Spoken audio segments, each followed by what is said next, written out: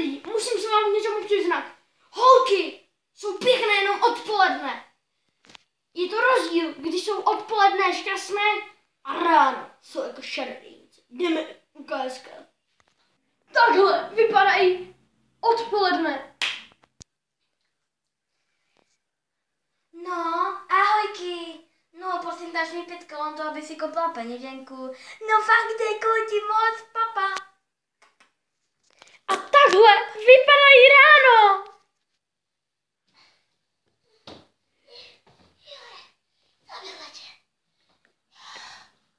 Zlato, mi daj mi kapička. 5 kolon mi nedá? A teďka ještě nic, no? Nebuď pořád to počítači. Hej, ty doj, pojď. Tohle to byl důkaz. Takže doufám, že se vám tohle video líbilo. Nezapomeňte dát like. A čau.